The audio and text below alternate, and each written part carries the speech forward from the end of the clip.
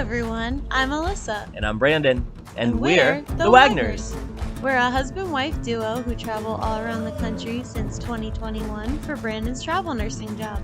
We love hiking, car camping, new cities, and of course, the best food and drink. Along with adventure, we always look for ways to keep our travel budget-friendly. So pack your bags and join us as we wander together. Hey Wanderers! Welcome back to another video. Thank you so much for coming to join us on our little part of the internet here. As promised, today I'm going to show you some of the fun things to do around LA if you're on a budget. I have to confess the second to last thing is not that inexpensive, but I thought that it was important, so I threw it in there. But everything else should be good for on a budget. I'll make sure I run down the prices of everything and the parking situation, because if you're like me, if I don't know the parking, I don't want to go. So I broke that all down for you. So let's get headed into LA. First up is Griffith Observatory and Park. We had planned to go to the actual Griffith Observatory, but we never actually did. But this hike is a really good one for great views overlooking the city. So there are more trails in the park. But this hike specifically is the West Observatory Trail that either ends or begins at the observatory depending where you start. It's a relatively easy hike, but it can be a little steep. The hike is 1.75 miles with a 610-foot elevation gain. Dogs are allowed on leashes, and this is doable with kids or strollers if they're ready for that elevation gain. Most of the parking near the top, by the observatory, is paid, but if you don't mind adding a little extra to your hike and you park more towards the bottom, there's some free parking for the park at the bottom. Next is Brea Tarpits. So if you want to learn more about the prehistoric days of Southern California, or if you're like me and you really enjoy seeing fossils that were found right where you're standing, Brea Tarpits is the museum for you. So these tar pits are really fascinating to me. So pretty much the tar pits have been around for the past 50,000 years, and yes, they're still around today. But over the years, animals and plants have gotten stuck in the tar pits, and then as their bodies break down, they leave behind fossils that help the scientists understand the life that used to be here, right here in the LA basin thousands of years ago. So there's so many interesting things that have been found in the tar pits, like saber-toothed cats, wolves, and even mammoths.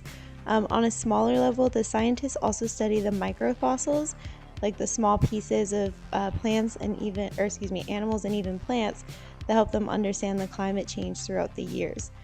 So there's two parts to this attraction: the tar pits themselves, which are outside and free to just walk and look around, and then the museum, which is $15 for adults, $12 for seniors and students, $12 for seniors and students, and then $7 for children. But they do have a lot of ways you can see the museum for free, like for locals, so make sure you check their website if anything applies to you. Sadly, they don't have any free parking or validate, so you'll need to find it in either a garage or a street nearby. And also, the Starbucks that says they'll validate for 45 minutes doesn't take 45 minutes off. It's either free if you're under 45 or full price. So I learned that the hard way. But anyway, so the parking situation kind of sucks, but I still feel like the museum is really worth it. This was really fun. Next is Santa Monica. Santa Monica is definitely the main hub of the touristy attractions, so we weren't into this one as much, but if you're just visiting, places like this can be fun. Even if, like us, you're not really into all the touristy things on the pier, just walking along the beach is a great way to see the area, and it's really pretty. You may come across Muscle Beach, which has trapeze-style bands set up so people can practice and show off their balancing skills and doing flips on the bands. It's really cool. If you come up to the Santa Monica Pier, you'll find a lot of restaurants, souvenir shops, street performers and vendors, and rides.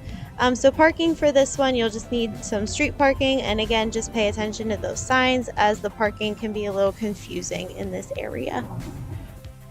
Next stop, the Grammy Museum.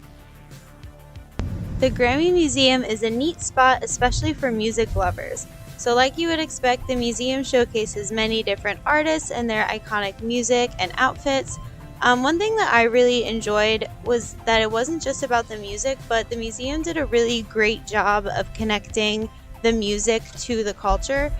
So the exhibit that I spent the most time at was Music Through the Decades. So it walked you through what music was popular and the attitudes of each generation and how those attitudes were reflected in music.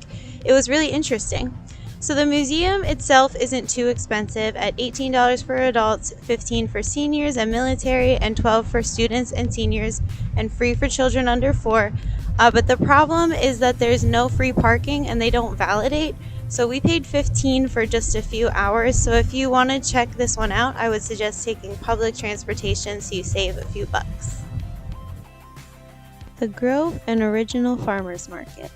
The Grove and Original Farmers Market are just outdoor shopping places. The Grove has more like retailers, and then the Original Farmers Market is like a big food hall. You can actually park for free here for up to 90 minutes if you get your pass validated at the farmers market, which is pretty easy to do because you can eat anywhere there and all of the food is delicious. So definitely make sure you get that validation and park for free. Next, the iconic TCL Chinese Theater and the Walk of Fame. So the TCL Chinese Theater is the famous movie theater where a lot of movie premieres are done and all the stars come out to watch the movie and see the premiere. And it has all of the handprints in the cement like you see on TV. And then the Hollywood Walk of Fame also leads up to this. So you start walking along Hollywood Boulevard and you can see all the stars. And then when you get to the theater, like on the grounds of the theater, they have all the handprints and the signatures from the celebrities. And then you don't even have to go into the theater if you don't want to, but we saw a movie in 4D here, which is like where the seats move and they have like misters. It's really, really fun experience. It is a little more money to do it that way, but it's definitely worth it. Parking for this one, just find some street parking and just make sure you read those signs well because they can be confusing. Now a quick stop to the Last Bookstore. The Last Bookstore is just a really huge bookstore in downtown LA, but they have the best displays and setups with all the books. So this actually used to be a bank and you can still go into the old vault. And there are 2 floors and we had no idea until we got there, but the upstairs has like independent artists and vendors selling their own items. So it's kind of like stores within the store. You can even sell your old books here, and then they have really great deals on used books. We actually got a used travel guide for only $5 and it's a really awesome book. So since it's downtown, you'll just need to find street parking or use some public transportation. But this is a great stop, especially for bibliophiles. But I would say even if you're not one, this is still just fun to walk around and see like all the crazy displays they have with the books. Next up is Union Station. If this isn't your first trip with us, you've probably noticed that we love movie locations, so of course LA is the mecca for that. One spot that is not only in a lot of movies, but simply is a big public transportation hub is Union Station. You may find yourself here naturally if you're taking a bus or a train. Take a second to look around to see if you recognize anything from famous movies such as Blade Runner, Speed, The Dark Knight Rises, Catch Me If You Can, and 500 Days of Summer. If nothing else, it's a beautiful building, so a great place for a photo op. Next is Smorgasburg. So Smorgasburg is an event that happens every Sunday from 10 a.m. to 4 p.m. in the downtown LA area. So this is just like a huge street fair and market. There's a lot of food vendors, serve food truck style. They have food from all types around the world, a lot of innovative new food things, like we got a donut sandwich. And they also just have like design and handmade gifts and clothes. So this happens every Sunday, and there is free parking. It's a free event and free parking and a huge parking garage. So definitely check this out. Another thing you can do in LA is catch a game. LA has a lot of major league teams, including 2 MLB teams, the Dodgers and the Angels. We went to Dodgers Stadium before the season started, so we could pretty much only go into the gift shop, but we were able to go to an Angels game. So we're not huge sports fans admittedly, but we are tailgate fans. And unlike the Dodgers game, the Angels Stadium allows tailgating. So obviously these are a little more expensive for both the tickets and the parking, but if you came to LA for some of the games, you definitely won't want to miss these. Check their website to see if they have any special promotional prices that you may benefit from. And lastly, we have to visit the different beaches in the area. So this footage is from Huntington Beach, but there are certainly many around like Redondo, Venice, and of course as you head into Malibu, beautiful beaches go as far as the eye can see. Sadly, we didn't have nearly enough time to cover all the possible beaches, but I'll link an article in the comments to help you find your perfect beach.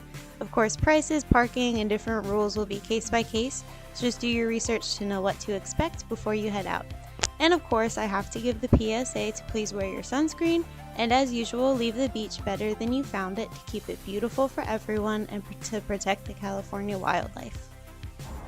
Alright, there you have it. So obviously we are not from here. We just, we're here for 3 months for our Van Nuys assignment. So if we forgot anything, please remind us in the comments. What are your favorite things to do in LA? What did you like? What would you like to see for next time?